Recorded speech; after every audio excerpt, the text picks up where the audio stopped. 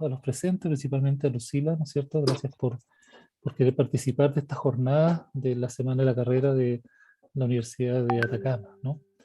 Lucila nos trae la ponencia de Derechos Humanos, ¿no es cierto? Salud mental y el rol del psicólogo en estas temáticas, ¿no? Lucila es psicóloga con una vasta trayectoria, especialmente en el trabajo con derechos humanos, con todo lo que tiene que ver la salud mental y los derechos humanos.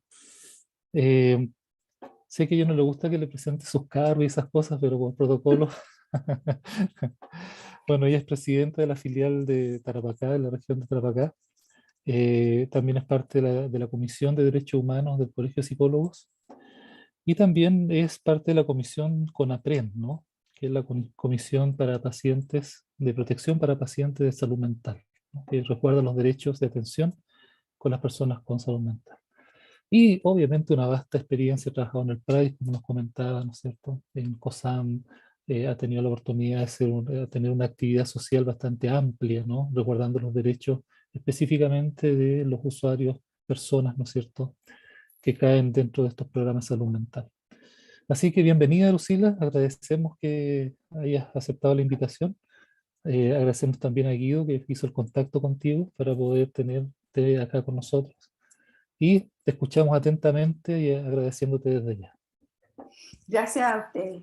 Bueno, yo espero que lo que podamos compartir hoy día sea, digamos, útil y siempre mi intención es compartir y ojalá poder reflexionar juntos, ¿no? Porque el desafío de ser psicólogo es muy grande y creo que nunca debemos dejar de tratar de ser más conscientes de ese rol importante que tenemos en la sociedad. Les voy a poner un video muy cortito, así que voy a compartir pantalla.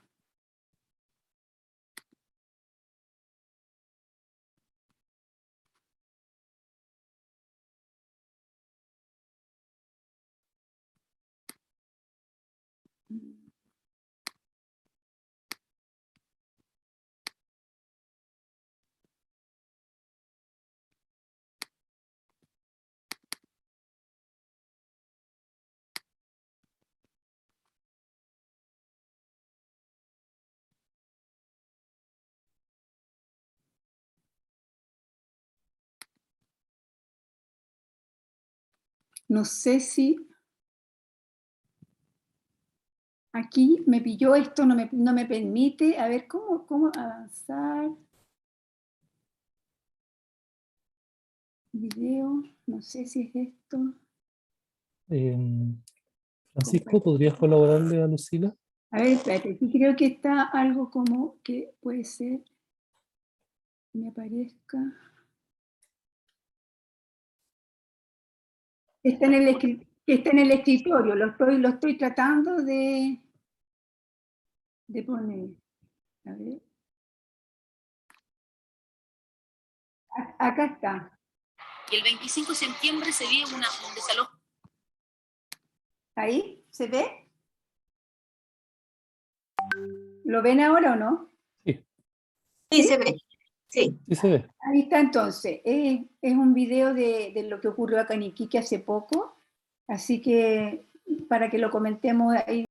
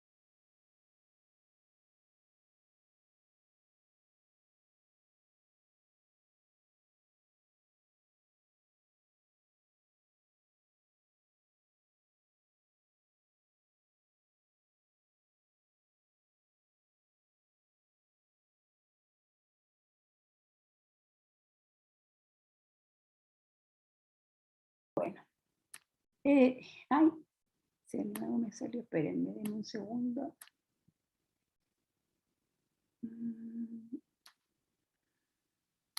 Ahí está. Este video es algo que a los que vivimos en Iquique, los iquiqueños, nos remeció mucho hace poco la situación que vivimos y nos empujó un poco a dejar un testimonio, ¿no? Que no pasara desapercibido en la historia para entender un poco los procesos que vivimos. Y este video también lo compartí en un conversatorio sobre migración que organizó el colegio hace pocos días. Es un poco fuerte ver ese coche de una niña y esa niña que lo contempla, porque es bastante fuerte esa situación, pero nos ejemplifica un poco el nivel de violencia que hubo. Entonces, bueno, como psicólogos no nos podemos sentir, digamos, así como indiferentes, ¿no?, a esa realidad. Y nosotros, como en nuestro código dice, ¿no?, nosotros tenemos varios artículos de nuestro código de ética que nos obliga a tener un pronunciamiento sobre estas situaciones que ocurren en nuestra sociedad, porque ahí se violaron derechos humanos, ¿ya? De partida, el migrar es un derecho humano, ¿ya? El que digamos, estemos en esta ciudad con tanta migración hoy día tiene muchas razones, digamos. Y no era justamente lo que se hizo lo que podía llevar a la solución del problema.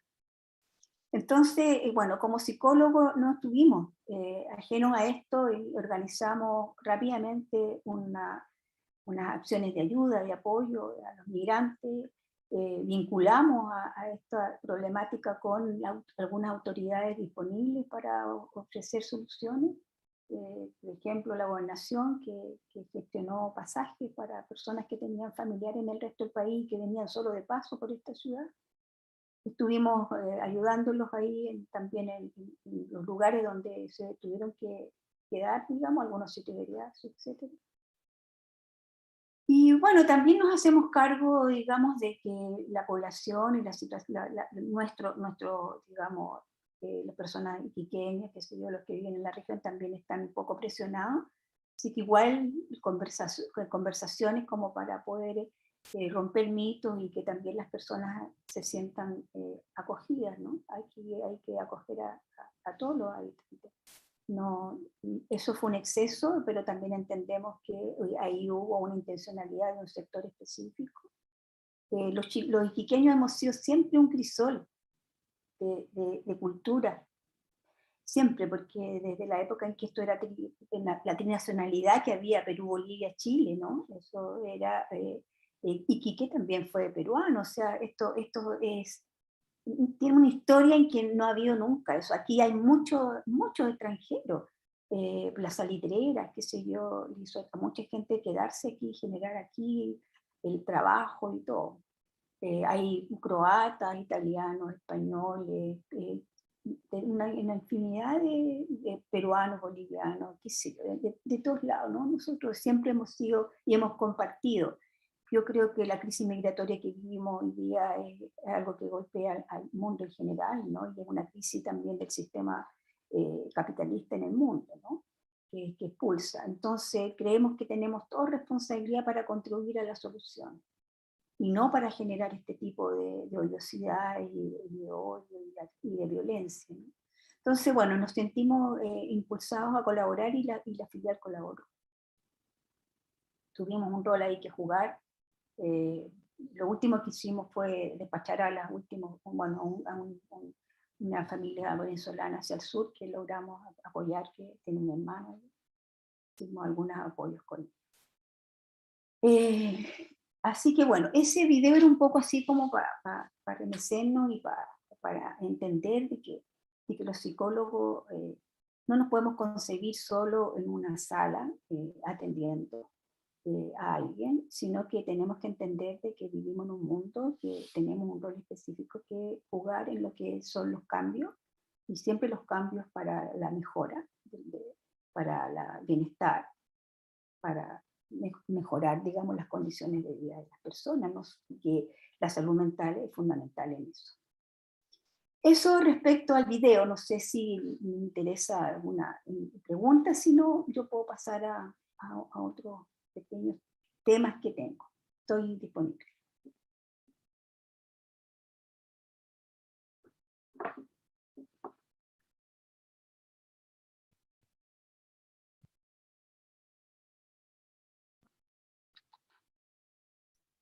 Si alguien quiere hacer una consulta, lo puede, ahí en las reacciones, levanta la mano, ¿no es cierto? Y le damos el pase para que pueda hacer la pregunta. ¿Ok, Valentina? Eh, ¿Me escuchan bien? Es que estoy del teléfono y no sé si... Sí, se escucha bien. Ya. No, o sea, no pregunto, sino más que nada que llama bastante la atención que justamente porque esta marcha fue este año, si no me equivoco, fue el mes pasado. Y llama bastante la atención que justamente ahora, en estos tiempos que ya se está como erradicando, entre comillas, un poco la xenofobia, la violencia, todo lo que tiene que ver con derechos, justamente pase esto. Y si no me equivoco, esto fue como de la nada, porque no era una marcha autorizada ni nada de eso, sino que fue como de la nada que un grupo de personas se juntó y empezó a marchar en contra de los migrantes y llama bastante la atención. O sea, es más que nada un comentario como que justamente en esta generación, que es un poco más abierta de mente, pasara esto. Y eso. Mm. Eh, Gracias, Valentina. Sí, lo que tú señalas, tengo que decir que en realidad no fue tan de la nada, porque aquí se hizo una convocatoria varios días antes. Y además se sabía quién la había hecho, más o menos, ¿no? En la ciudad. Entonces fue bien complejo, porque en realidad eh, las fuerzas policiales, en vez de, digamos, evitar, digamos, los hechos violentos, sino que se retiran. Entonces fue muy complejo, porque en realidad se vio enfrentada una parte de los iquiqueños con otra parte de iquiqueños y con migrantes, porque había gente que no pensaba que eso era el camino.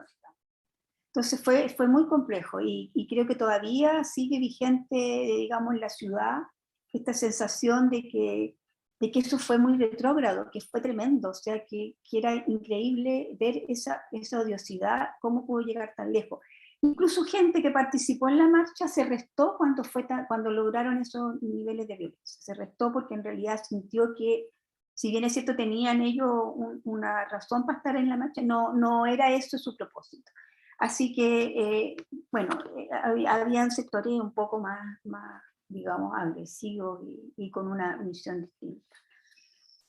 En definitiva, nosotros nos hacemos cargo, ¿no?, de que es complejo para la comunidad que se instalen en algunos lugares públicos personas a vivir y sin tener ningún soporte, porque no se le ha puesto ni un baño ni nada, o sea, entonces se toman una plaza y ahí hacen todo lo que tienen que hacer para vivir. Entonces es fuerte, sabemos que eso, pero nosotros desde un comienzo, incluso hicimos declaraciones como Federación de Colegios Profesionales, como Colegio Psicólogos, en el sentido de llamar a las autoridades a que se pronunciaran, a que había que tomar medidas, que no se podía ser contemplativo en esto, y esperar que, bueno, pasó lo que pasó. Entonces, nosotros creemos que aquí faltó coordinación, y lo dijimos en la carta que le mandamos al delegado presidencial como Federación de Colegios Profesionales, y también como, donde le decimos que era muy necesario hacer cumplir con toda la normativa que ellos tienen, ¿no?, el rol que ellos tienen, y que no se podía porque hacía mucho tiempo que se estaba viendo el problema migratorio en Colchán y todo. Entonces sabíamos además que había gente inescrupulosa que se estaba ganando mucha plata bajando en forma clandestina a la gente a Iquique, arriesgando su vida, porque de hecho bajaban con luces apagadas para que no los vieran, y así se produjeron choques en carretera. Entonces ha sido realmente un drama muy tremendo para nosotros, que en algún momento, digamos, enfrentó a parte de iquiqueños con iquiqueños, qué sé yo, pero que con los días que han ido pasando y con eso que fue como un explosive que tuvo la ciudadanía aquí, ha bajado un poco y la gente ha entendido. ¿no? Porque había toda una campaña en realidad de criminalizar, digamos, a estas personas, de transformarlos a todos en delincuentes, etcétera, que felizmente ha ido bajando. También las organizaciones de migrantes acá se organizaron bastante bien y están en apoyo también. Esperamos que realmente se resuelva, porque tenía que haber claridad de, cómo, de lo que es un derecho y cuando se transforma que hay una ilegalidad. Entonces no todas las personas estaban impedidas de seguir viaje. Había una normativa más bien sanitaria, porque la gente venía con sus documentos, muchos de ellos. Entonces, bueno, ahora se está ordenando y nosotros hemos apoyado, digamos, lo que hemos podido hacer como sociedad civil y otras instituciones también lo han hecho. Esperamos que esta ciudad, en este sentido, bueno, esto le sirva como una reflexión, digamos, del riesgo que se corre a veces cuando se deja llevar la gente por estas ideas que son tal como decía la persona que participó, que hizo la pregunta, tan retrógradas, ¿no? O sea, esta intolerancia a la diversidad, ¿cierto? Y esta cosa tan tremendamente racista de sentirse superior es algo que no era parte de la idiosincrasia de esta zona del país. Eso.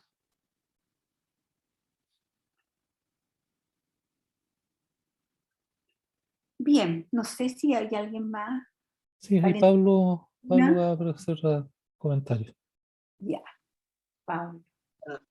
Lucila, muy buenos días a todos y a todas. No sé si me escuchan. Bien, sí. Quería compartirle, Lucila, no sé qué sensación le genera esto que voy a mencionar, porque yo estaba pensando a propósito de lo que mencionaba también Valentina, en el carácter discursivo que existe atrás del fenómeno de la inmigración, y en esto de lo ajeno, lo extraño, lo opuesto a mí, lo no compartido, qué sé yo, lo invasivo quizás.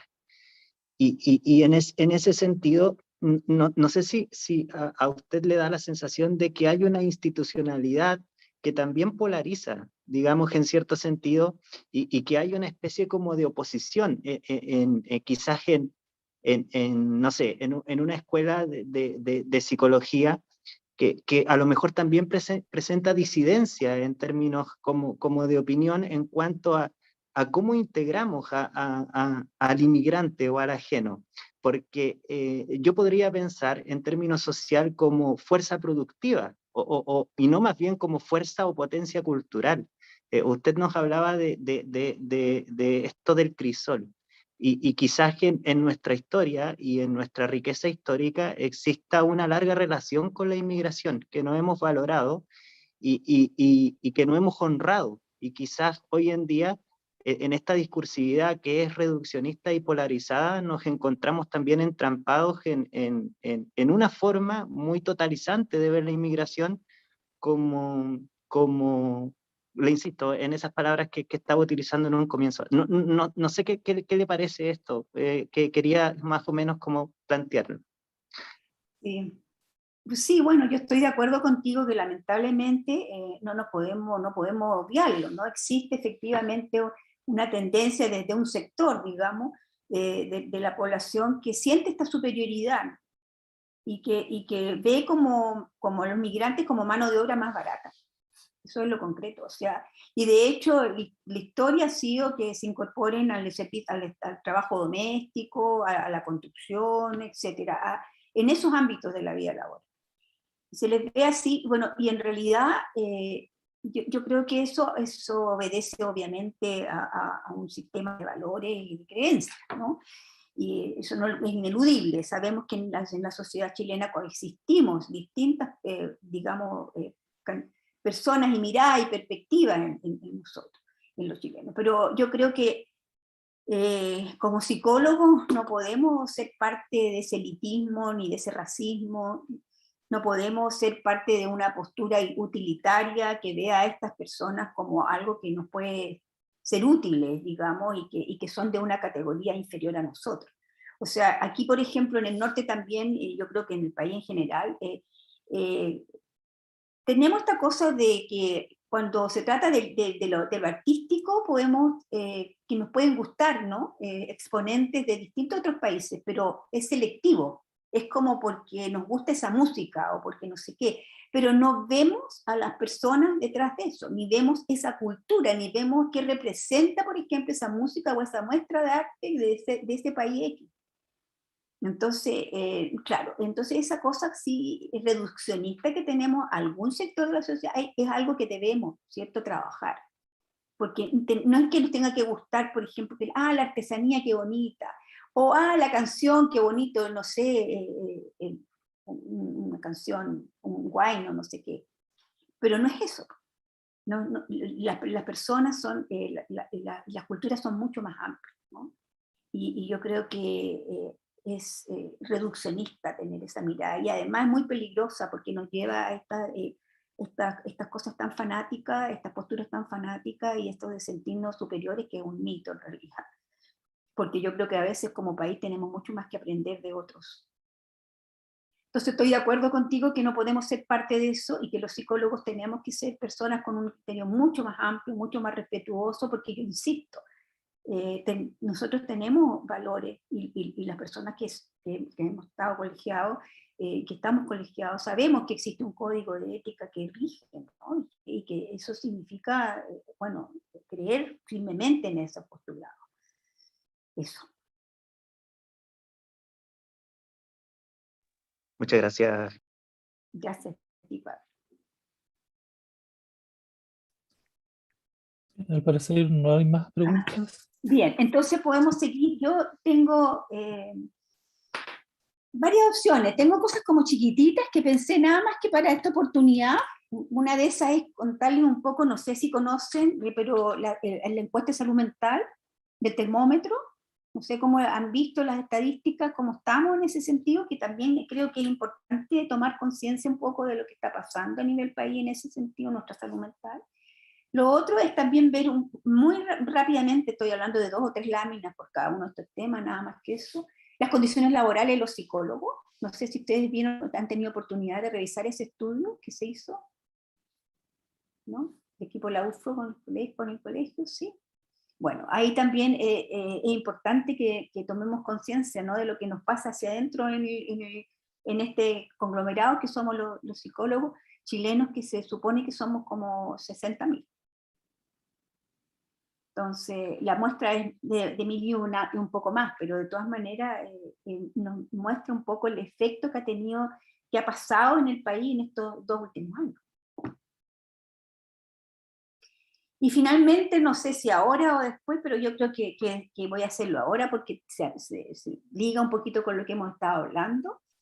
Invitarlos a pensar un poco en el propósito que tenemos los psicólogos. Y creo que, vuelvo a insistir, los derechos humanos son parte de un ejercicio ético de la profesión.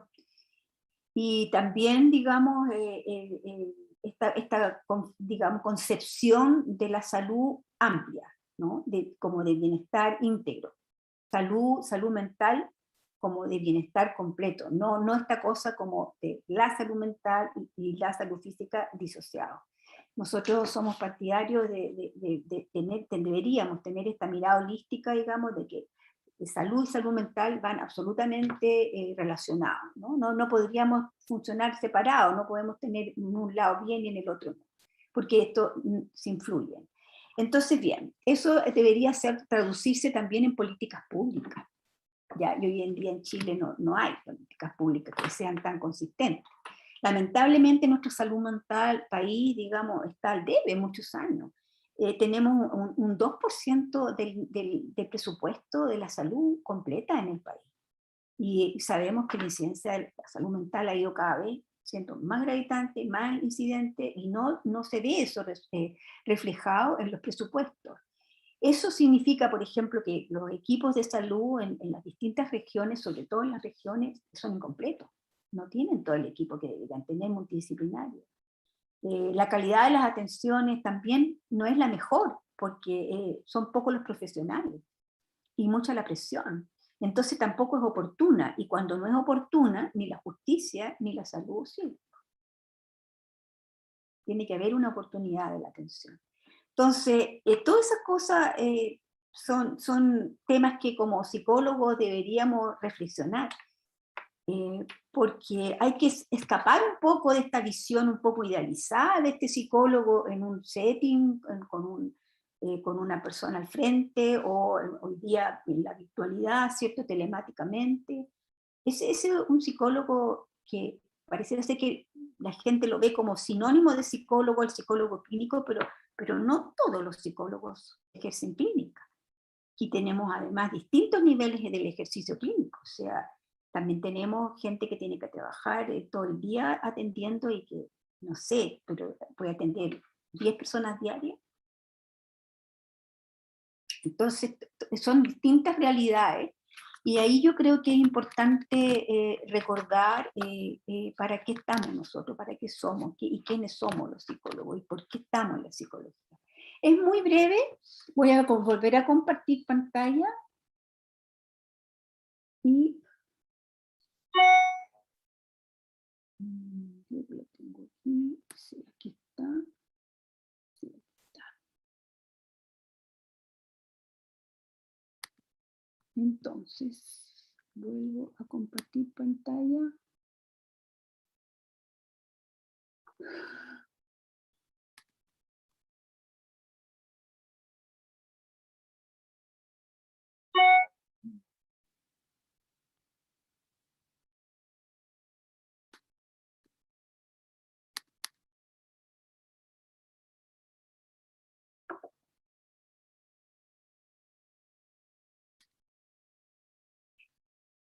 No sé si ahí se ve, siempre, aquí está, parece que ahí o no, ¿se ve?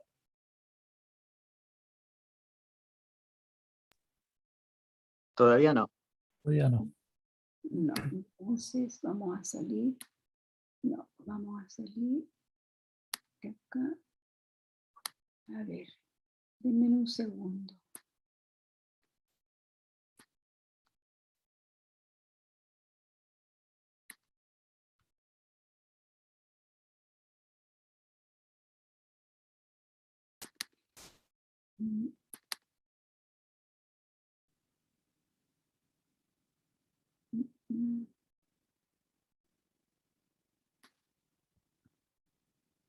Entonces, a ver, compartir pantalla y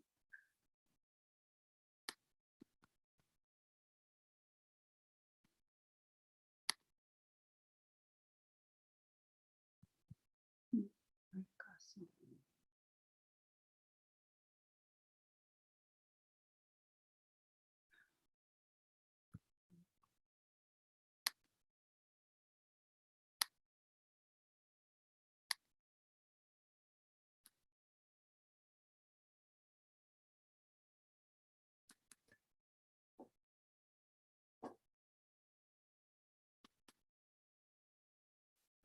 Ahí sí se ve la ¿Ve? presentación, sí se ve.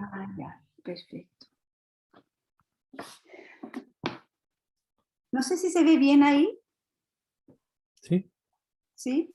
Bueno, todo lo que hemos estado con manera alude, ¿cierto?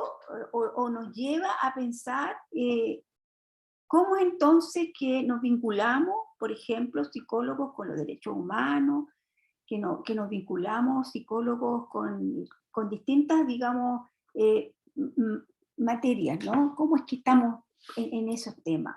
Y es porque en el fondo sentimos que, yo por lo menos siento yo que todos nosotros nos hemos preguntado cuál es nuestro propósito. Y de hecho, cuando estudiamos psicología, yo creo, de alguna manera, ya lo estábamos teniendo en mente para elegir esa carrera. Y ese gran propósito tiene que ver con nuestro sentido de vida, para lo que nosotros estamos en este mundo. Hay un concepto japonés que a mí me gusta mucho, que ustedes lo deben haber escuchado nombrar, que es el Ikigai. Y los japoneses en ese sentido son muy reflexivos y muy sabios.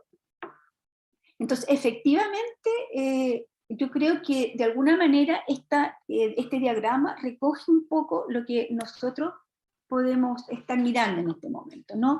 Dice que lo que somos digamos, lo que el mundo necesita, porque tampoco podríamos estar colgados del espacio, por lo que nos pagarían, ¿cierto? Por lo que nos pagan, que eso es una cosa que hay que sobrevivir, pero en el centro está la pasión, está la misión, está la profesión y está la vocación. Y a mí me parece que esos 4 conceptos son fundamentales.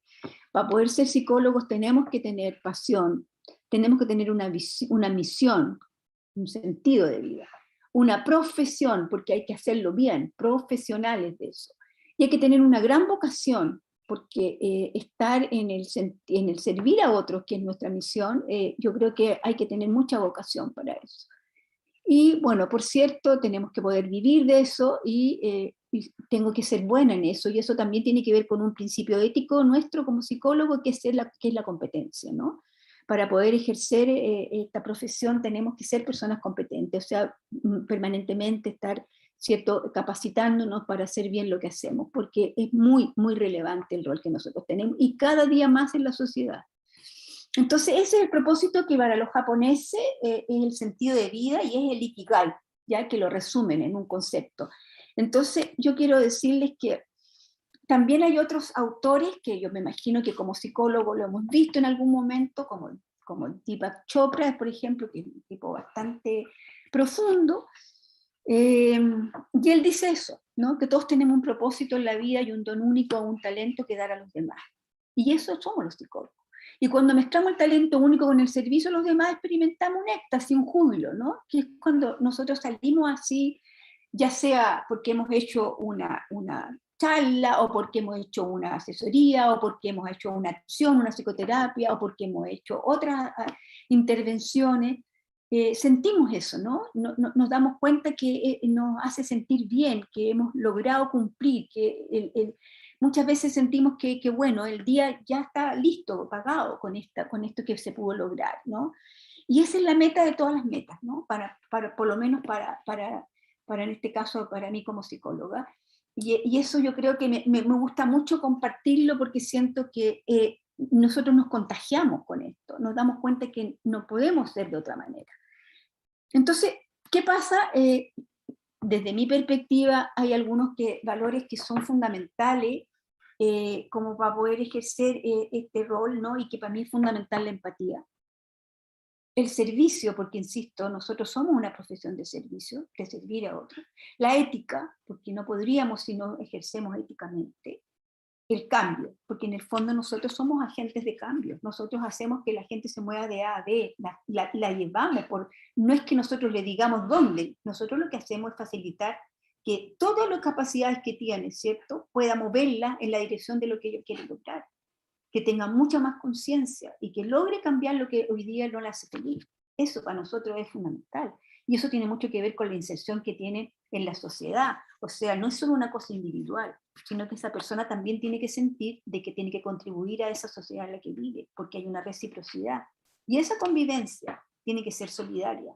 No podría ser, ¿cierto?, autocentrada, pensando solo en lo que nosotros necesitamos utilitariamente y no pensar en que esto es una gran, digamos, equipo humano donde nos necesitamos, ¿cierto? Y nos damos lo que tenemos para ofrecer y lo que podemos, y el otro nos hace lo mismo. Lamentablemente yo siento que en nuestra sociedad ha estado muy trastocado eso, ¿ya? Décadas, ¿ya? Donde realmente los valores se han trastocado. Y yo siento que hoy en día, probablemente, y hace 5 años, y hace 10, y hace 15, los psicólogos, la gente que entraba a estudiar psicología tenía otra mirada de psicología. Y lamentablemente yo siento que, por ejemplo, el que en algún minuto, hace muchos años, se hubiera ubicado a la carrera de psicología dentro de las 10 carreras top del país, en vez de hacernos un gran servicio, nos hizo realmente una tremenda, digamos, no perjudicó, es un perjuicio en realidad, porque trastoca el eje, el fondo de lo que es ser psicólogo, del ejercicio profesional. Entonces, ¿qué es lo que significa cuando te ponen en uno de los niveles, digamos, de los 10 más top del país? Porque ¿cómo es que se mide lo top? Se mide por ingreso, por éxito. ¿Qué es éxito? Entonces, lamentablemente empieza a ser una necesidad tremenda competir con otros. porque hay que de alguna manera, ¿cierto?, escalar. Entonces, querer ganar más plata, porque ¿por qué yo voy a ganar menos de no sé cuántos millones? O sea, entonces viene toda esta cosa que va despojando al ejercicio profesional de lo que realmente es su esencia. Hay violencia, hay individualismo, hay exclusión en la sociedad. Todas esas cosas que sentimos y que decía Valentina y que en realidad por una parte estábamos superándola, si nos damos cuenta, también es parte de la institucionalidad.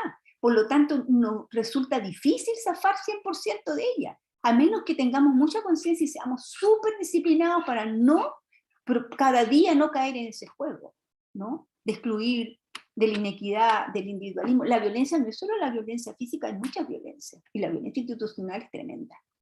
Entonces, ese es un llamado, ¿cierto?, a que realmente nos conectemos con nuestro propósito de servicio, de servir a otro y de entrega y de empatía, que es lo que cruza el ejercicio profesional en todas sus especialidades.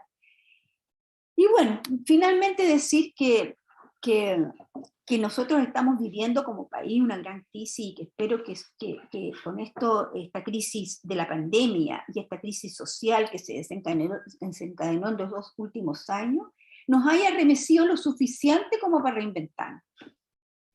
Esa es una gran esperanza de que nos podamos reinventar como país y que realmente nos podamos convertir en una sociedad mucho más justa, mucho más igualitaria, más respetuosa, más diversa, ¿ya? Etcétera. Que yo creo que son realmente aspiraciones de muchísima gente en el país, que ojalá empecemos a ser cada vez más consecuentes para lograrlo, porque en teoría podemos a lo mejor estar mucho acuerdo, pero tenemos que hacer una práctica con respecto a eso, ¿no? Entonces tendríamos que superar ese excesivo pragmatismo, el exitismo, ¿ya? Y eso nos va a permitir. Yo tengo mucha esperanza, ¿no? Yo espero que realmente podamos elaborar una constitución que nos refleje realmente y que apunte a estos valores que son sustanciales. Pero eso parte en la familia. Entonces no podemos pensar, porque hay personas que dicen, bueno, pero que los políticos vean eso. No, todos. Cada uno de nosotros tiene una responsabilidad. Además, a los políticos los elegimos nosotros. Por lo tanto, tenemos una tremenda responsabilidad. Y esto de que no me gusta la política, la verdad es que eso no tiene asidero. Porque aunque no nos involucremos, no estemos en partido y no podemos hacer como que vivimos al margen de la sociedad y dejar que otros decidan. Es importante tener entonces este respeto por los derechos humanos. Ya vimos como en ese video se violaron varios derechos humanos, ¿no? Entonces, y yo creo que podemos hacerlo a veces inconscientemente, así que tenemos que tener una exigencia mayor. Tenemos que ser respetuosos por el medio ambiente, ya vemos la crisis climática mundial que tenemos. Tenemos que ser diversos, no podemos ser, digamos, estas personas que se sienten absolutamente omnipotentes y únicas, y no, la diversidad hoy día es fundamental, y es riqueza también, ¿no? Y la integridad y la ética tienen que ser nuestros compañeros, ¿ya? Y tenemos que tener ciudadanos con una identidad personal, con una identidad de barrio que se ha perdido, ¿no? Con una identidad de ciudad y con una identidad de país, ¿ya? Y ojalá responsables en esos roles. Finalmente decirles que esto no es un aviso, pero bueno, yo soy colegiada, soy miembro de la dirección del directorio, soy presidente de una filial, o sea, en el fondo yo soy una persona que cree ejercicio, digamos, que congregarnos en un gremio, en un colegio, debiera ser un objetivo y debiera valer la pena. Y que sea mejor eso va a depender solo de que más gente quiera ser parte, ¿no? Y que quiera ser más activo y no contemplativo con los directorios o con los dirigentes. Hay que exigir. Entonces tenemos un rol como colegio también en aportar a una sociedad más justa y solidaria. Las personas cada vez más consideran la opinión de los psicólogos, pero entonces en vez de endiosarnos, eso debería hacernos más humildes y hacernos más responsables, porque nos están viendo, nos están mirando. Bueno, eso era lo que yo quería compartir en términos de lo que cómo veo el ejercicio profesional, cómo veo el ejercicio ético, la psicología, cómo veo la salud mental, esta cosa, como les decíamos, holística que tiene que ser vista en conjunto, ¿no? Y ver también cómo la pandemia nos ha digamos, afectado en la salud mental.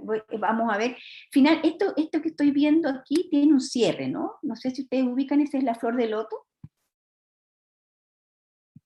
La flor de loto es una flor muy hermosa y que además es increíblemente resiliente porque sale de las aguas putrefactas, ¿ya? Pero miren la belleza que tiene y miren cómo se levanta por sobre eso, porque sale de barro digamos, de condiciones putrefactas. Entonces, aún así es capaz de salir adelante y de ser tan bonita y tan bella y tan resiliente. Yo creo que eso tenemos los psicólogos que lograr, ¿no? Y lograr contagiar a las personas con esa capacidad también.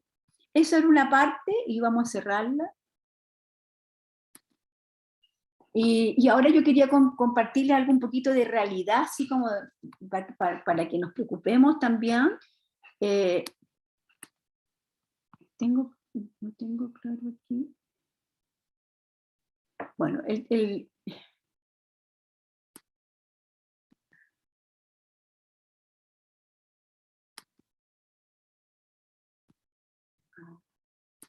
no sé si se va a poder ver, pero voy a volver a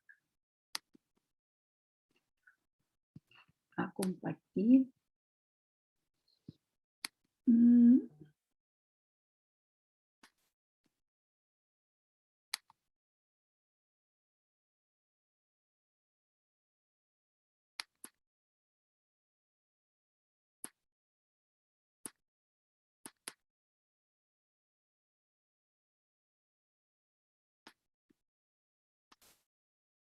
No sé si lo ven. A ver. ¿Se ve ahí o no? No, no se ve nada. Todavía no se ve. A ver.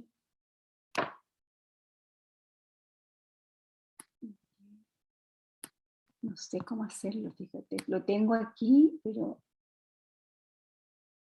parte de la pantalla, no. Tenía la segunda cámara, no. A ver. ¿Esto puede ser o no?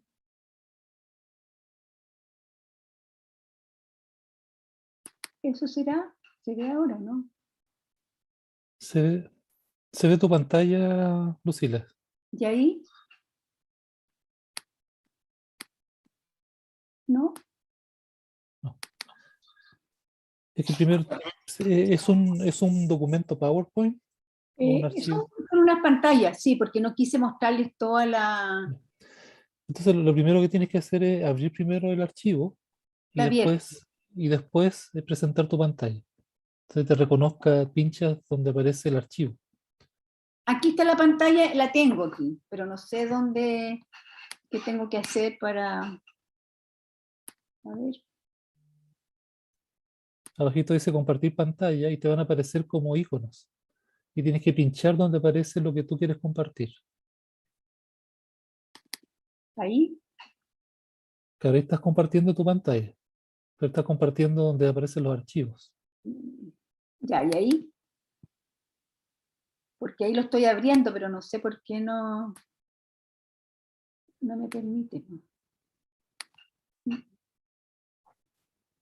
Estoy compartiendo pantalla, pero ahí está la conversación, ahí está, y no entiendo por qué no se ve. No cacho eso. Abre el documento que quieres mostrar. Ese que Ahí lo dice estoy propósito. abriendo. No es el que dice propósito, es este. Termómetro, salud mental, ese. ¿Se ve? Tienes que pinchar el documento. Ahí está, en el documento lo tengo abierto, pero no sé por qué está compartiendo pantalla, dice. A ver, dejo compartir, lo tengo abierto el documento, pero no vuelvo a compartir, a ver. Termómetro, ahí está. ¿Ahí? Lucy, lo que pasa es que estás seleccionando al compartir la carpeta termómetro. Es preferible que selecciones escritorio al momento de compartir pantalla. Ah, ya, ok. Compartir entonces sería... Deja de compartir pantalla y vuelve a compartir seleccionando escritorio. Ya. Hago compartir pantalla y digo escritorio. Claro. Exacto. Pero aquí no me da la desktop. Sí, ese. Ya, ok. Y ahora voy entonces a... ¿Ahí sí? Sí, falta que ahí sí, ahora sí se ve todo. Ya. Bueno, esto era un estudio que se hizo, ¿cierto? Ahí lo dice, la Asociación Chilena de Seguridad y el Centro C de encuesta, y hizo estudios longitudinales durante todo este periodo para ir monitoreando nuestra salud, la salud mental, ¿ya? Son estudios, digamos, se reportaba periódicamente las personas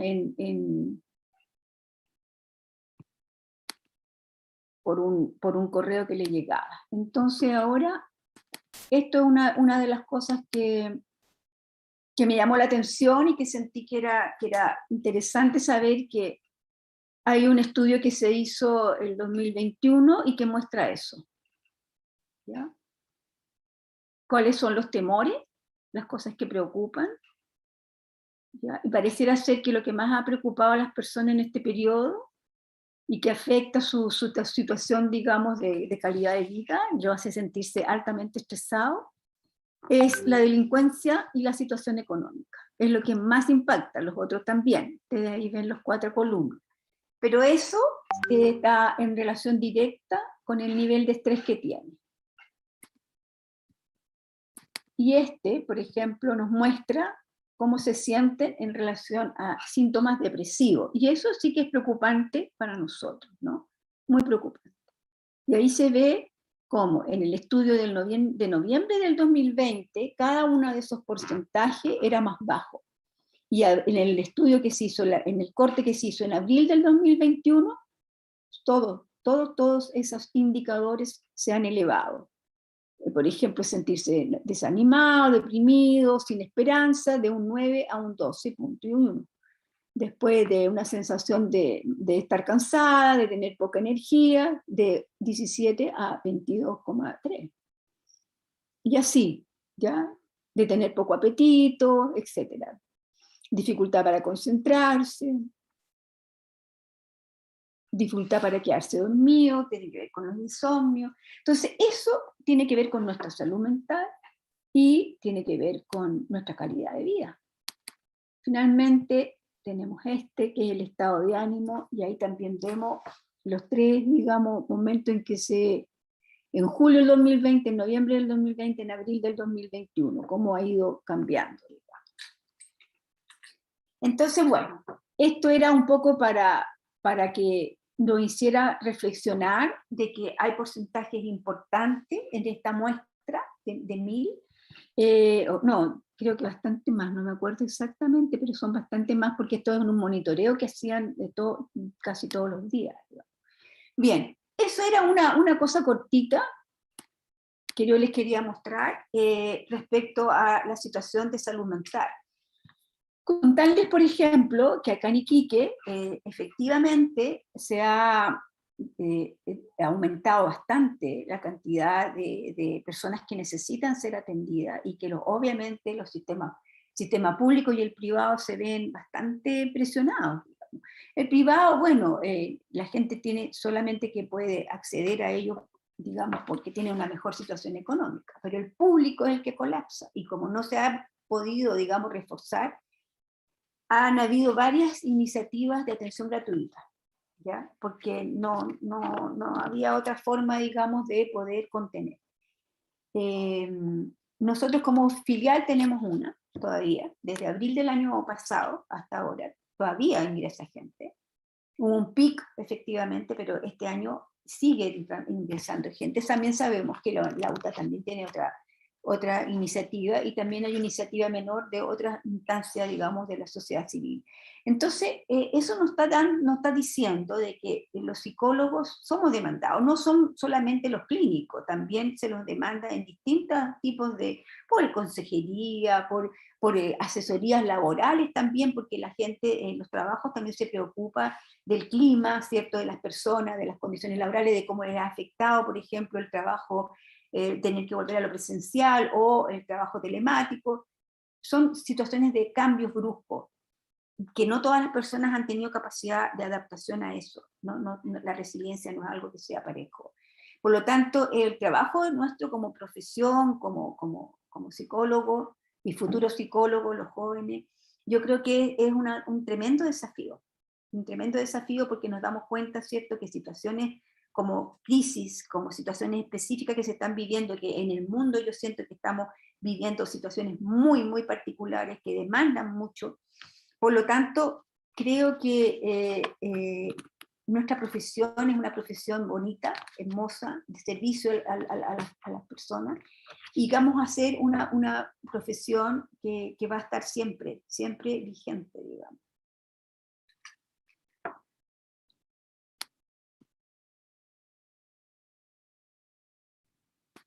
Y nosotros también tenemos que cuidarnos.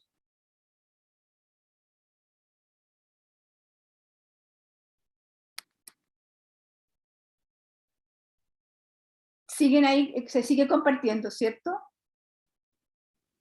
Sí, se sigue compartiendo.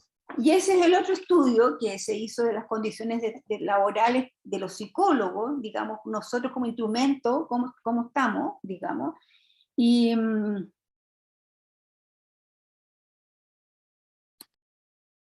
ahí salía quién lo había hecho, ¿cierto? Entonces, eso, por ejemplo, nos muestra las condiciones laborales de los psicólogos.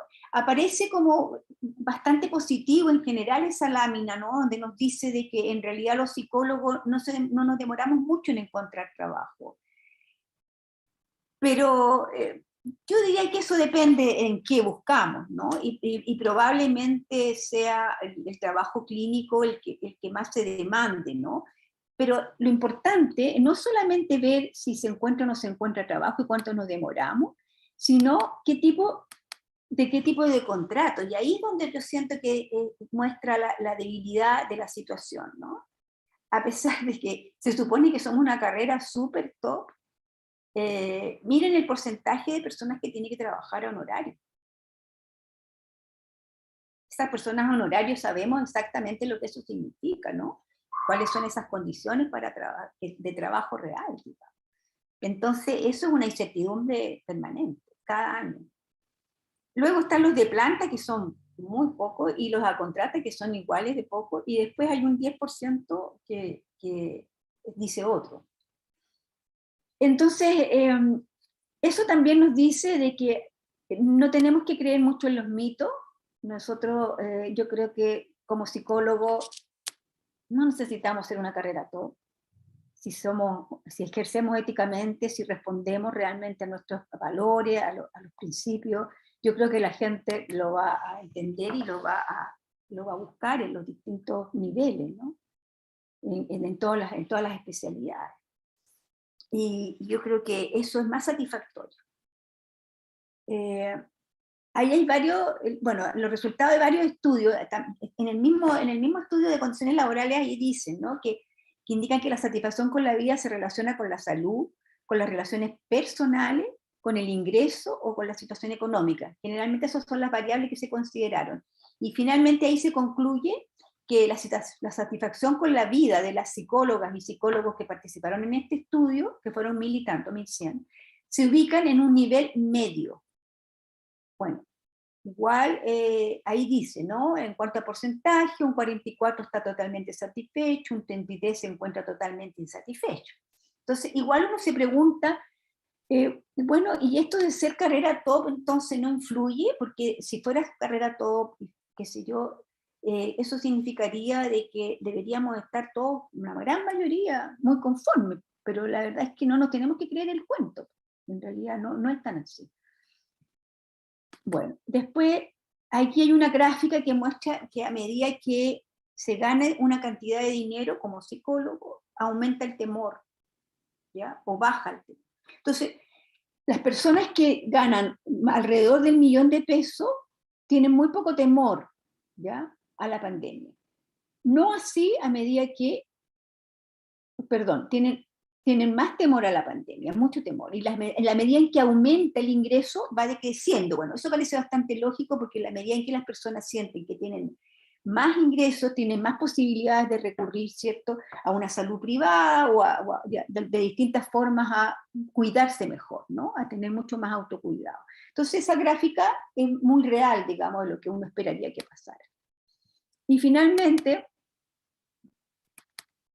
aquí hay otra gráfica que muestra que esto también tiene que ver con la edad, ¿ya? O sea, quienes más están afectados por este temor son los colegas que son más jóvenes, porque efectivamente seguramente están iniciando una vida de familia, tienen desafíos de formación, etc. Pero a medida que nos vamos acercando a la adultez intermedia y a la adultez tardía, como por ejemplo en mi caso, bueno, ese temor es menor porque uno siente tal vez y mira en proporción la vida que ha vivido, y eso es lo que tal vez hace que uno sienta menos temor, ¿no? Bueno, y esto que está aquí muestra que la gran mayoría, o una mayoría, ¿no? Un 64% de los profesionales de psicología han realizado actividades de intervención psicológica con víctimas directas o indirectas de la pandemia, y yo agregaría de la crisis social que vive este país, porque no la podemos separar, han ido así de la mano, paralelas, digamos, coinciden, una parte en octubre del 2019 y la otra parte en marzo del 2020, entonces son dos crisis que se cruzan y que nos han desafiado como país, ¿no? Y que nos han estado afectando, y que yo creo que la salud en general y la salud mental en particular se han visto tremendamente afectadas en estos últimos 2 años. Y ahí vemos cómo los propios, nos hemos tenido que hacer cargo, ¿cierto? Un porcentaje de los psicólogos para hacer estas atenciones, digamos, a víctimas directas, ¿no? Que ahí se ve el porcentaje que han trabajado. Y mucho lo hemos hecho en forma gratuita.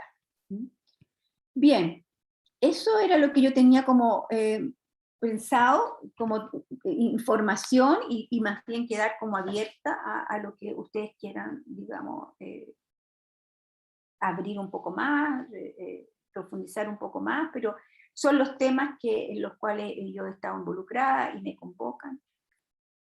Y ahora quedo más bien a disposición de lo que ustedes quieran preguntar o poner como otro tema.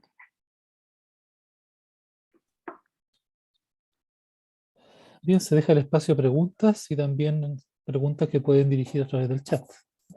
El que quiera levantar la mano para preguntar o hacer algún comentario.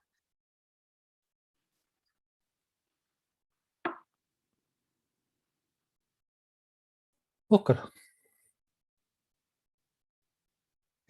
Bueno, primero agradecer por la presentación.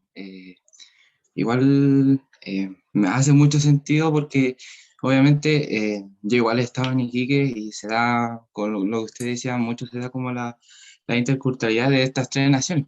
Y uno también se da cuenta de que también hay otra gente que quizás, usted también mencionaba que habían croata, italiano, y que por lo general nunca vemos marchas o protestas contra este tipo de personas.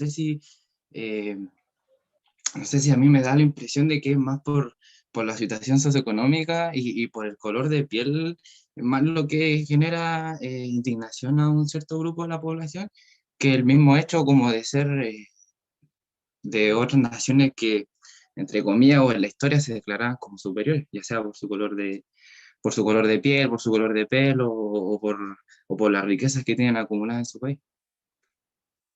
No sé, no sé cómo mira usted. Sí, bueno, yo coincido contigo que efectivamente la situación económica es compleja, como decíamos, ¿no? Crisis social, pandemia, no, yo creo que las condiciones no son las mejores, ¿no? Lo que pasa, y claro, y ahí en ese sentido, como también están afectados, estamos afectados, cuesta un poco más ser empático con alguien que viene de países donde están peor, ¿ya? Y entonces, bueno, es como un poco, hay una presión.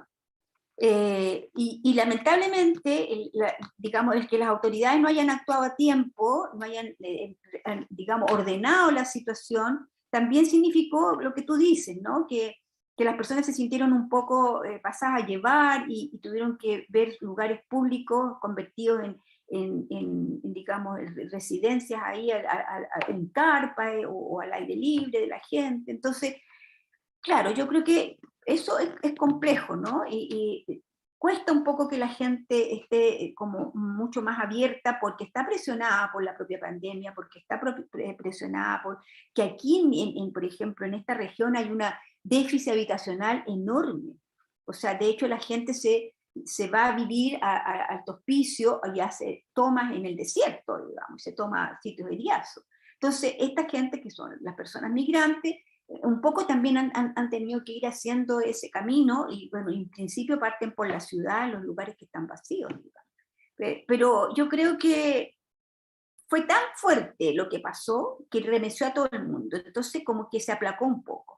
Y también remeció a las autoridades y los obligó a tomar decisiones y a impartir la información a tiempo y a preocuparse de ordenar la situación en el ingreso, que es en Colchane. Entonces, hay un poquito más de calma, pero yo diría que esto puede ser temporal si es que no se toman medidas de fondo.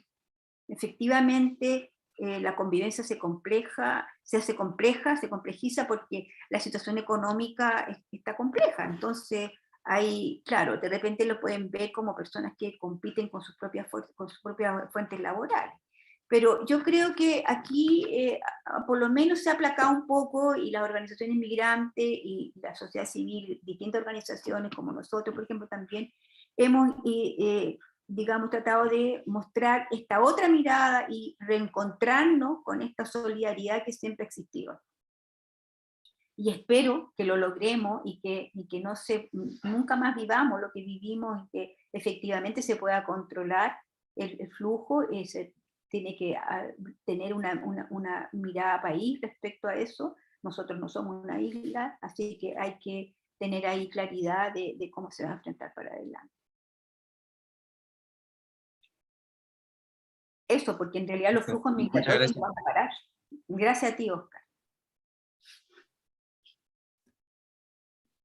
Bien, ¿alguien más quiere hacer alguna consulta o un comentario respecto a la exposición de Lucila?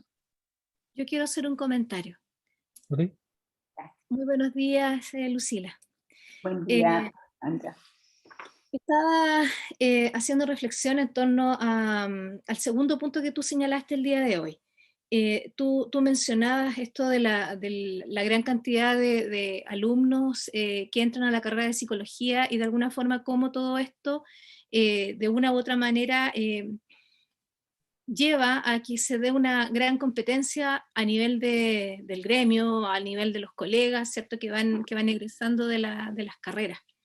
Y también, por otro lado, tú mencionabas el tema de la individualidad como una característica que no sé si viene antes o viene después o se forma de parte de muchos de quienes componemos y formamos parte también de este gran grupo de profesionales.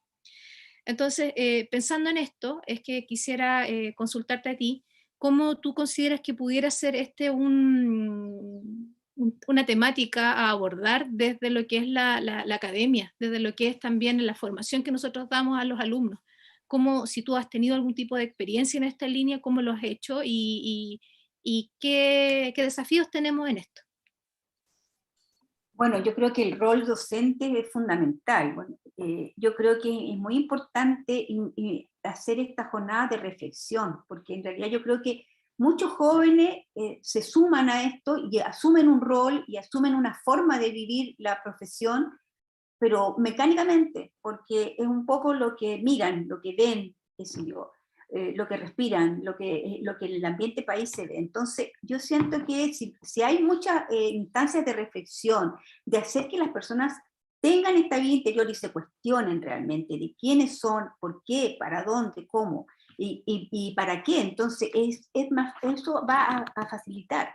Sabemos que el cambio más profundo parte mucho antes, ¿no? En la familia, pero como país tenemos que hacer esos cambios, tenemos que transformarnos, tenemos que tener una imagen, un ideal de sociedad distinta, ¿no? Y eso va a costar años. Pero yo siento que no se tiene que esperar, sino que hay que partir ya, desde el momento en que nosotros tomamos un poco conciencia de estos fenómenos, hay que hacer algo.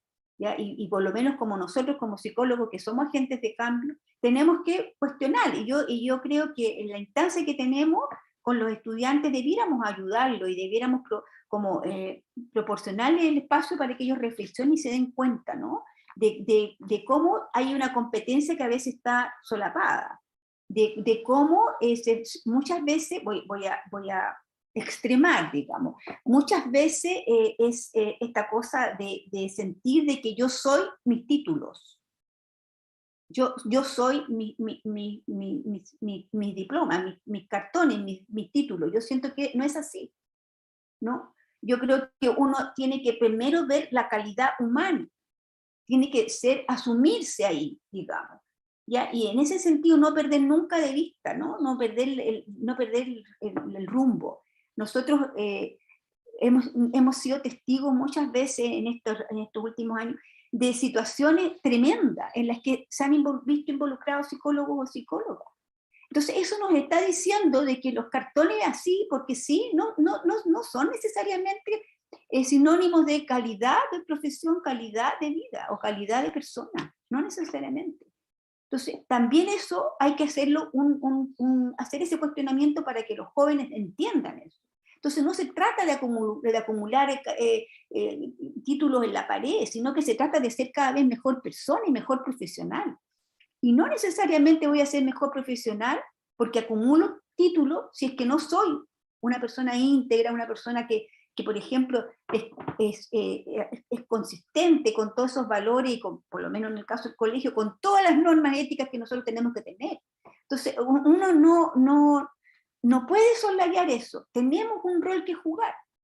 Tenemos que invitar a la reflexión. Yo me acuerdo cuando ejercía docencia, tuve 12 años, yo me acuerdo que muchas clases para mí eran sentarme ahí y ponerme a conversar con ellos. ¿Por qué estaban ahí? ¿Qué era lo que querían? ¿Cómo se veían a futuro? ¿Y cuáles eran sus grandes aspiraciones? ¿Ya? Y me encantaba ponerlos en la disyuntiva de determinado rol y decirle, ya, pero ¿qué va a hacer usted si, por ejemplo, está en su trabajo y ve esto y esto y esto? ¿Qué va a hacer? ¿Se va a callar? ¿Va a mirar para otro lado? ¿Va a denunciar? Porque ahí es donde uno tiene que sentir eso, ¿no? Sentir ¿para qué estamos llamados? ¿Cuál es nuestro rol? Entonces, yo creo que esto es muy bonito, es una profesión hermosa, pero tenemos que también trabajar en función de que no pierda su esencia, que no se contagie con esta cosa elitista y exitista y de digamos, excesivos, digamos, que yo siento que son casi como, no sé, fetiches, ¿no? No tenemos que hacer de eso nuestro currículum. Tenemos que realmente no perder nunca de vista la esencia y que en cada acto que hagamos desde la especialidad que estemos parados, siempre se diga eso de los psicólogos, que somos personas realmente éticas, empáticas, digamos, consecuentes, digamos, que somos personas que vamos a estar al servicio de los demás, que esa es nuestra razón de ser y nuestra identidad. Y que bueno, es una cosa, autoexigencia, sí, por cierto. Nadie es perfecto tampoco, ¿no? Sí, porque errores vamos a cometer, pero por lo menos recuperar esa esencia que se ha perdido. Estoy acordándome, por ejemplo, de la psicóloga que se vio envuelta en el caso del Sename. Estoy acordándome de un par de psicólogos que participaron en la tortura en la época de dictadura. Entonces, eso uno no lo puede soslayar. Uno tiene que hacerse cargo de toda la historia, ¿no? Y entender por qué pasa eso. Así también tenemos muchos ejemplos de personas tremendamente solidarias, que están ejerciendo en lugares recónditos, en el sur de Chile, en distintos lugares, ¿no? Y que lo hacen con mucha vocación. Bueno, pero entonces tratemos, ¿cierto?, de que efectivamente la opción de psicología para las nuevas generaciones logren tener en vista esa esencia de la profesión. Y dejen de vernos como la super carrera top que tiene que ganar muchos palos al mes, porque si no, entonces no somos exitosos. Muchas gracias. Gracias, Alejandra. Pablo había levantado la mano. Pablo. No, nada, Néstor, la verdad es que ya me he contestado con lo que nos dice Lucila. Agradecerle solamente el carácter reflexivo y profundamente cuestionador de la psicología en general y de la práctica psicológica en particular. Es muy alentador escuchar un discurso de esas características. Así que muchas gracias. Guido. Gracias, Néstor. Lucy, yo quiero ser un poco disruptivo para hacerte hablar críticamente. Quiero poner una situación de lo que estaba reflexionando recién sobre la pregunta de Alejandra, y que tiene que ver también en el contexto de cuál es de lo que está pasando hoy en día. Tú mencionaste distintas situaciones de cómo la ética, ¿cierto?, del profesional y sobre todo desde la psicología. Y tenemos una situación en particular que sucede, por ejemplo, en las denuncias que se le han hecho a la Universidad Finisterrae por los casos de terapias de conversión que se están impartiendo y que se está negando el acceso a los estudiantes si es que son desde las disidencias sexoafectivas o de género. Me gustaría que pudieses compartirnos también tu opinión desde esa perspectiva crítica y de la ética profesional que debemos tener.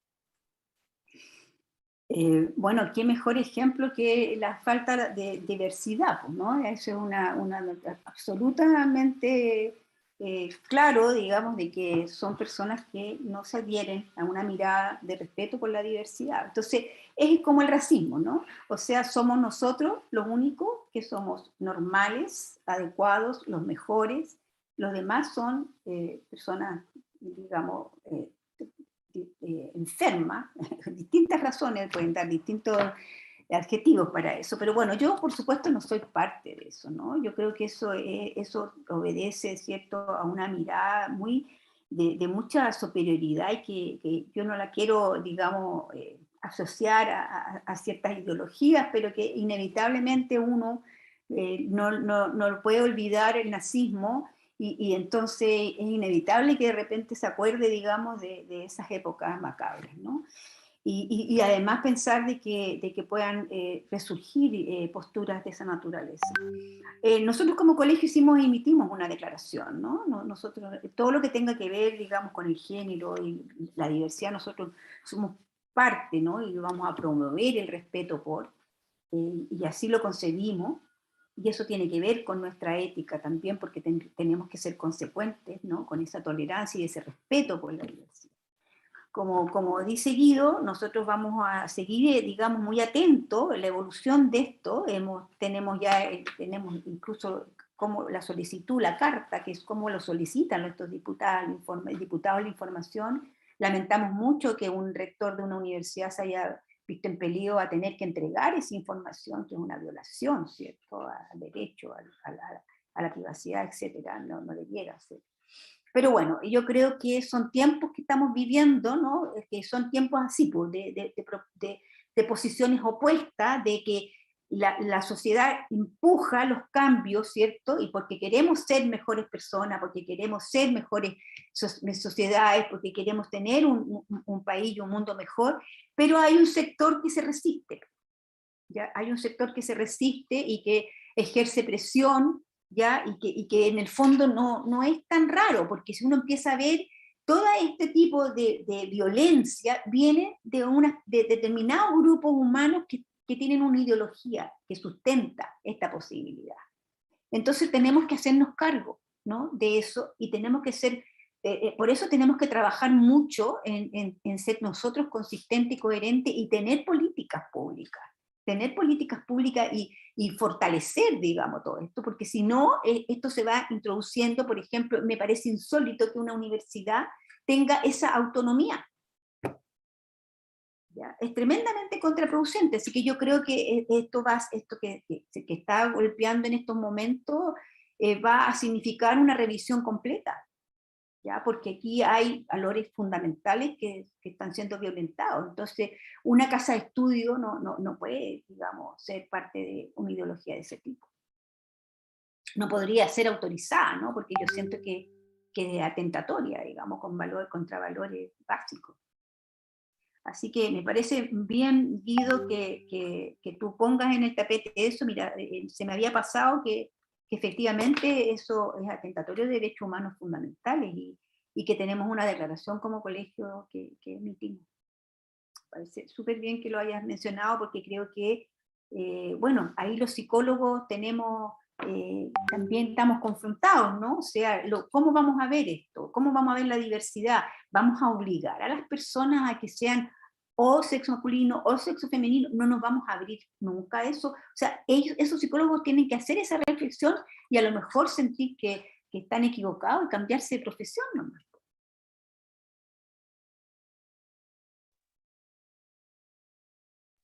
Esa sería mi opinión. Ok.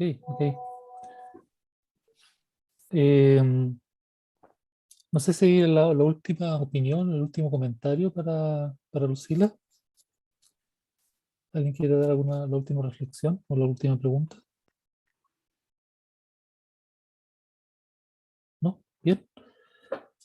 Bueno. Yo tengo un comentario, Lucila, Claro. bastante breve, Dale. porque está bastante interesante la forma en que expusiste y la argumentación y esta exigencia que se le debe dar al profesional psicólogo o psicóloga, ¿no?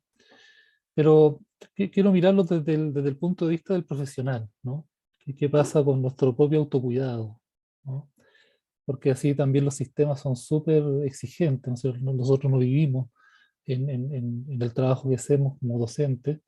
Entiendo todo el trabajo que hace la gente que trabaja, por ejemplo, en Sename, en salud mental, lo mismo en personas que han vulnerado sus derechos humanos. Son trabajos desgastantes, ¿no? Y algunos mucho más desgastantes que otros, que tocan aspectos personales y emocionales muy fuertes, ¿no? Entonces, sí, se entiende que uno debe ser un profesional de servicio y toda la exigencia que tú señalas y que estoy totalmente de acuerdo. Pero me gustaría ver también desde tu experiencia, desde lo que tú has trabajado, ¿no es cierto? ¿Qué pasa con esto del autocuidado, ¿no? Tanto personal como también institucional, este resguardo, porque somos personas de carne y hueso como todos, ¿no? También nos estresamos, también tenemos problemas personales, familiares, qué sé yo, y de alguna manera a veces las exigencias del rol es tan fuerte que nos descuidamos nosotros mismos frente a esa exigencia, ¿no? Me gustaría saber tu opinión, tus comentarios respecto a eso. Muy buena pregunta, mira. Sí, porque yo creo que no es solo autocuidado, ¿no? Yo creo que aquí también el empleador tiene un rol que cumplir. Llámese Estado o llámese privado. ¿Te fijas? Porque obviamente que nosotros no somos omnipotentes. Cuando nosotros decimos que nosotros estamos llamados a cuidar a otros, digamos, a hacer servir a otros, ¿ya? Y nuestro servicio es justamente eso, ¿no? Ayudarlos, ¿cierto? A ser personas más felices, que sean personas más equilibradas, etc.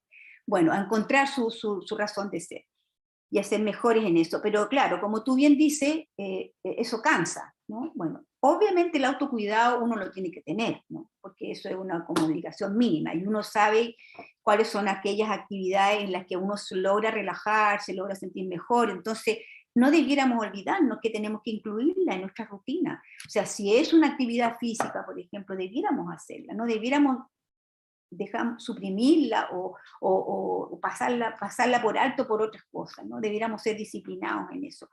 Hay muchas, pues hay gente que usa yoga, hay gente que hace tai chi, hay gente que hace pilates, hay gente que hace mindfulness, hay distintas formas de hacer un poco de botar tensiones. Otra es estar con otros, porque una de las cosas que esta sociedad competitiva también nos quita es el compartir y disfrutar con otros, en la compañía de otros, ¿no? Esta cosa tan solitaria no nos ayuda mucho. Entonces también ser capaces de tener espacios donde podamos recibir feedback, donde podamos compartir, donde haya confianza, ¿no? Y la familia es fundamental también en este rol, o sea, no debemos dejarla para el último siempre, ¿no? Eso es una cosa completa. Pero claro, uno tiene que pensar ya, pero ¿cómo hacemos todo esto si nuestra presión y el horario y qué sé yo? Bueno, es que ahí es donde nosotros también tenemos que, digamos, interpelar al Estado, porque el Estado es fundamentalmente el mayor empleador, sobre todo en esta área.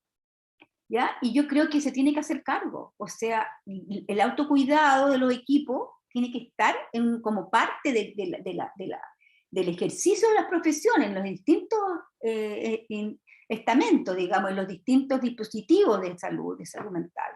Eso tiene que ser parte de eso. Yo te cuento la experiencia, cuando yo estuve a cargo de un COSAN, nosotros echamos a andar los autocuidados, y había un día al mes que solamente se atendía la urgencia temprano, y luego el equipo se iba a otro lugar y hacíamos actividades de autocuidado.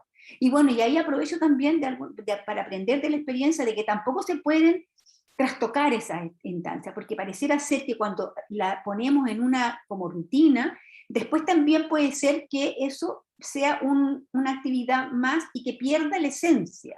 Bueno, hay que tener mucho cuidado con que eso no pase, ¿no? Que tiene que ser de verdad que ahí las personas estén muy conscientes, ¿ya?, de que esa actividad tiene que cumplir el rol que tiene, y que no lo trastoquen, y que sea, digamos, una actividad en donde reflexionemos, donde haya una contención entre todos, donde seamos capaces, ¿cierto?, de ir más allá y de buscar formas, digamos, de que la distribución de las tareas sea cada vez más equitativa, etc.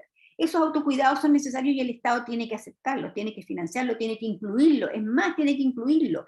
Y entre las distintas redes que hay en el Estado, estoy pensando, por ejemplo, en la salud, tiene que haber que, de alguna manera, otras áreas hagan posibles talleres a estas personas que están en la clínica directa, por ejemplo.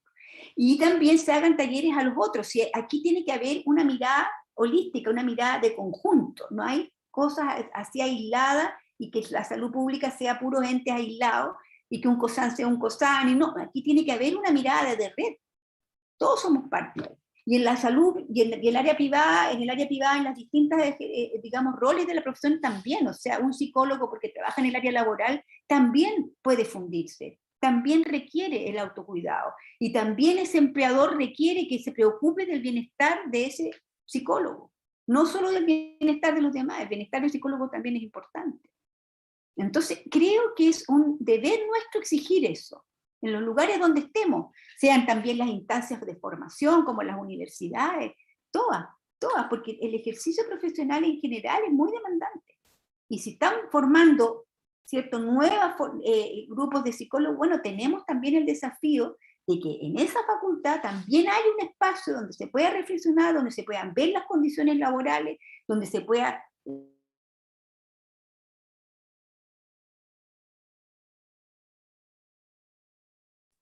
Algo pasó, se cortó la señal de Lucila, parece. Sí, le voy a preguntar por WhatsApp a ver qué me dice, para hacer el cierre, quizás regresa pronto.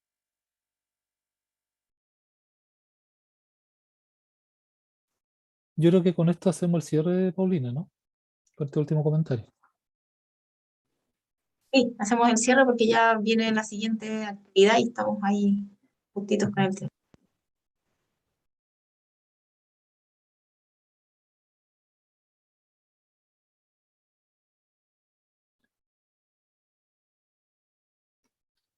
Capaz que se le haya descargado el computador, porque fue muy abrupto, ¿no? Cuando se corta el internet, como que se va perdiendo la señal de a poco. Yo le vi hace un rato atrás un 20% en el computador, así que es posible. Claro, es probable, sí. Hola, ¿me Ahí escuchan? está. Sí, Sí, disculpen, pero lamentablemente no me fijé y tenía 80 cuando partí en la carga, pero parece que estuvimos conversando mucho rato, así que no... sí. Bueno, No estoy por el celular. no te preocupes, Lucila, ¿no?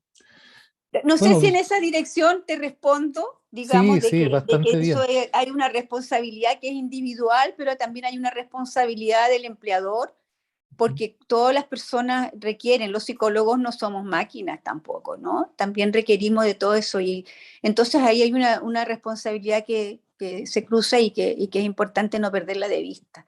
Porque no podemos puro quejarnos, hoy que me voy a fundir, qué sé yo, no, pues si tenemos conciencia de que estamos traspasando nuestro límite, tenemos que ser responsables.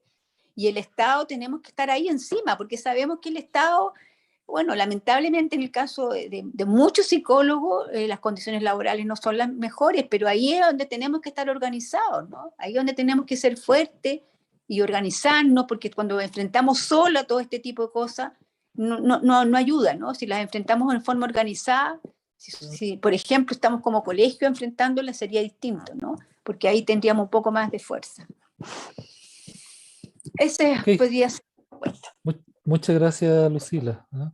En nombre de la Universidad de Atacama, del Departamento de Psicología, también de los estudiantes que participan en esta jornada dirigidos a ellos, te agradecemos tu exposición, agradecemos la forma en que nos entregaste todos estos datos, estos conocimientos tuyos, esta experiencia, ¿no? Que es lo que realmente enriquece esta exposición. Así que te agradecemos y esperamos que para las próximas invitaciones, ¿no es cierto?, también podamos contar con tu llegada a nuestra universidad, ¿no? Y ojalá en alguna oportunidad presencial, ¿no? Ya en una forma más, claro, donde nos Llegaré, podamos llegaré. ver. Sí, sí, No va a sí. ser eterna la pandemia. No va a ser eterna la pandemia. Así que muchas gracias, Lucila. Gracias a ustedes. Muchas gracias por el espacio. Fue muy grato. Ok, gracias. Agradecemos también a los participantes. Estamos cerrando, ¿no es cierto?, para que los estudiantes vayan a la otra actividad que es de APA séptima edición, ¿no? Muy bien. Muchas Que estén muy gracias. bien. Chao. Gracias a ti, Lucila. Gracias. Chao. Chao, que estén Chao. bien. Gracias a todos. Chao. Chao, chao.